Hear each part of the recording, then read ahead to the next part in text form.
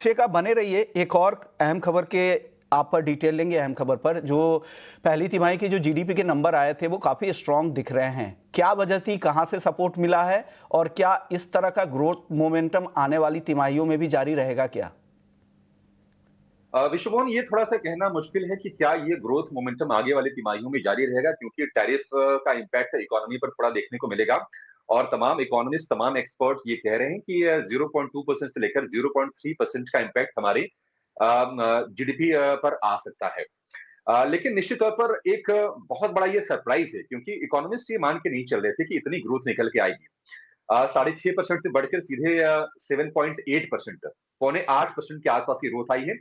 और ये अगर आप देखेंगे तो ये 5 तिमाहियों में सबसे ज्यादा है, क्योंकि पिछले साल यानी कि 2024 में जनवरी से मार्च के दौरान की जो जीडीपी ग्रोथ आई थी वो आई थी 8.4%।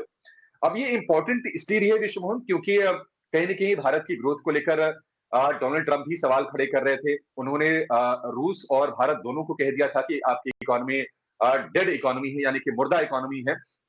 हालांकि उनकी आलोचना हुई थी, लेकिन ये जो जीडीपी ग्रोथ के आंकड़े आए हैं ये तस्दीक कर रहे हैं कि हमारी जो स्थिति है इकोनॉमी की वो काफी मजबूत है।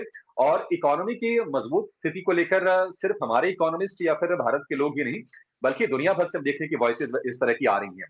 अभी हमने देखा ईवाई का एक प्रोजेक्शन आया है कि 2038 तक भारत जो है दुनिया की सबसे बड़ी इकोनॉमी बन जाएगी। एक बड़ा उछाल देखने को मिलेगा ग्रोथ में। उसके पहले हमने देखा था कि रेटिंग अपग्रेड आया था एसएनपी ग्लोबल की तरफ से, और उन्होंने रेटिंग अपग्रेड किया था और ये भी कहा था कि भारत की जो कंजम्पशन डिमांड है वो काफी मजबूत है। तो ये अच्छे हम कह सकते हैं अच्छी वॉइसेस आ रही थी भारत के पक्ष में। और ये आंकड़े इस बात को पुख्ता कर देते हैं, इस बात की तस्दीक कर रहे थे कि जो लोग विश्वास जता रहे थे भारतीय इकोनॉमी को लेकर वो गलत नहीं थे।